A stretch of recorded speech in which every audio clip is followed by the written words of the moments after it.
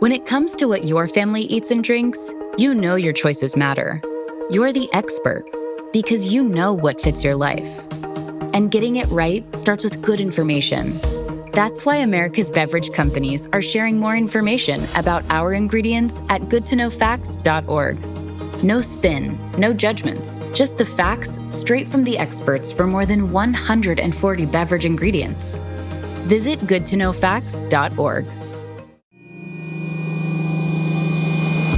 We're here because your heightened awareness deserves heightened entertainment. The Last Show with David Cooper. Ever look into a toy doll's eyes and feel like it's looking back a little creepily? From Annabelle to Chucky, these creepy toys have us all wondering, why do dolls freak us out so much? Why are they so great in horror films? Turns out science might have some spooky answers. I'm here with a perceptual cognitive neuroscientist and professor at Northeastern who knows about creepy dolls. Her name is Leanne Chukoskie. Leanne, welcome to the show. Thank you, David. Pleased to be here. I think we all intuitively know that dolls are scary. Like when I'm browsing on whatever app streaming service and I see a preview for Chucky or something, I'm scared just looking at the album art. But these things are supposed to be for kids. They're supposed to not be scary, aren't they? Yeah, I think we have this way of scaring kids as they're young, but there's something specific about these dolls that makes people scared, in part because they're close to real, but they don't quite match. They tweak different things that make it a little unsettling, a little different. And we have a term for it. It's called the uncanny valley. The uncanny valley. When something's not quite realistic enough. When it's overly cartoonish and it's not realistic at all, we're fine with it. And when it's realistic, great. But when it's just not quite there, like a wax museum, it messes us up for some reason. I guess the question is why? Yeah, so we have really exquisitely tuned detection mechanisms in our brain for what we call like statistical realities in the world. So how things are in the world, and when things don't quite match with that, when they don't fit into a neat category, or we have challenges predicting what exactly is this, then it sort of rubs us the wrong way. It sets off different parts of our brain that sort of flag like threat, or I don't know what to do with this. And anytime we don't know how to explain something, how to predict it, it really sets us off, and we're more standoffish. What are some other examples? Dolls in horror movies. I just mentioned wax museums. Are there other classic examples you use to describe this uncanny valley? Yeah, robots. I mean, so the more and more robots get real, and this tends to be a visual phenomenon, David. So, I think that we have yet to see whether sort of audio examples and AI, does that same thing. I think that's still a question for science, but certainly robots do it. Yeah.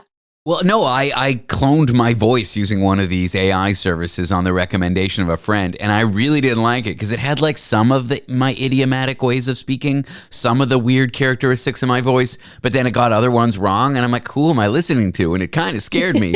So you mentioned audio, and I've tried it before, and it's freaky.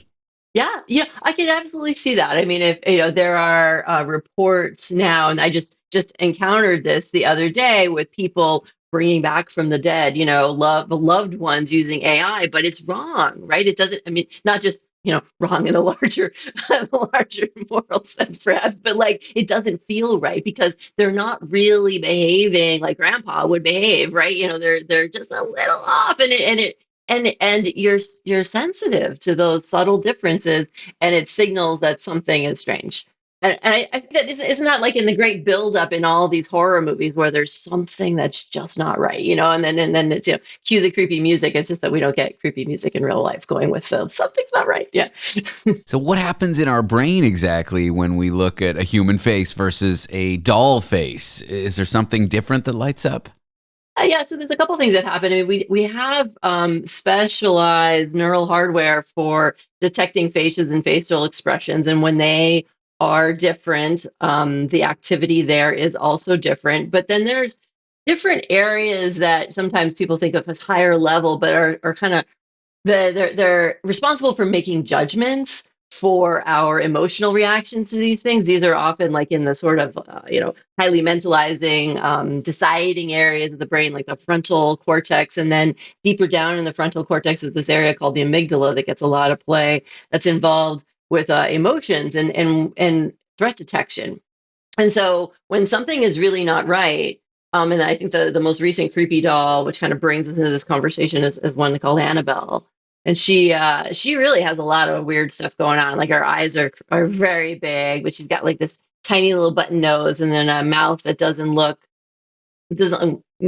have this cutesy little like, like little lips, little mouth, and she's got this big old smile that just, it doesn't all fit together. And so it will set off a bunch of alarm bells and like, I don't know what to do with it. The movie looks certainly scary. Let's talk about kids, though, because kids like dolls. Kids aren't usually, I mean, I'm sure there are kids that are scared of dolls, but kids aren't usually scared of dolls. Do kids experience this uncanny valley effect similar to adults, or is there something different going on with kids such that they don't mind dolls?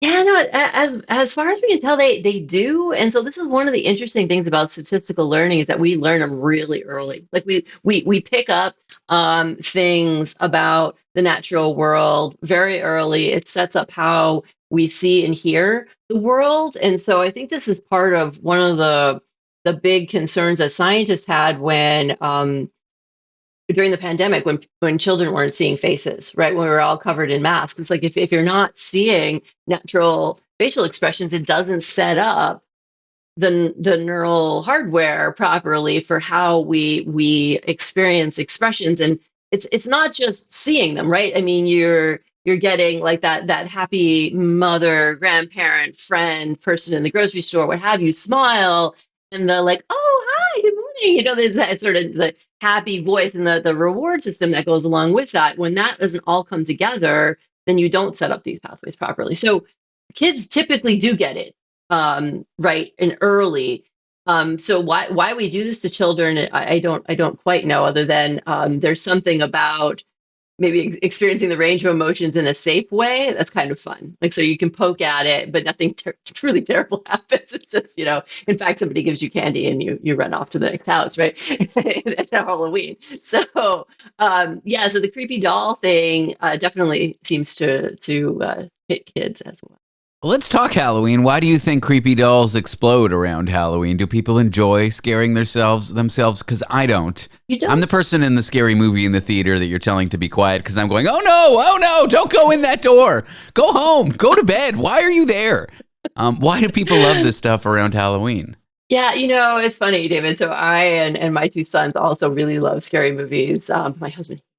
So like there's definitely a section of the population that wants nothing to do with being horrified, but I think that a lot of people find it interesting to experience the range of emotions and get, I don't know, tap into that.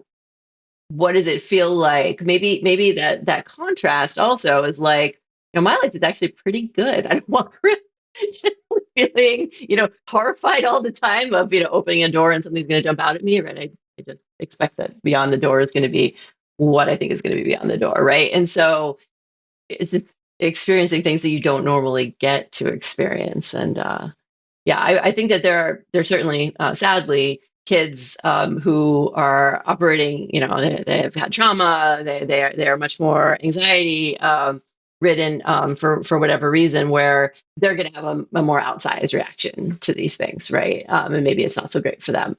But there are other people. I didn't bring you on the show to give me therapy about my childhood, but thank you for explaining why I'm so scared of movies. I was an anxious kid.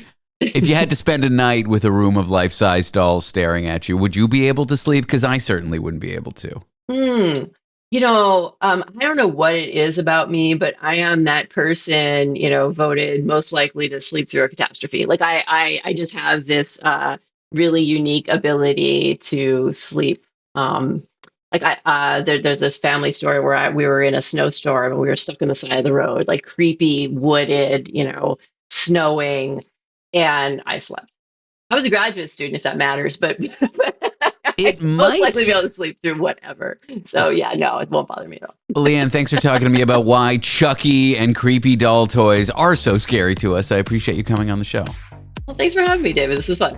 Leanne Chukoskie is a perceptual cognitive neuroscientist and professor at Northeastern.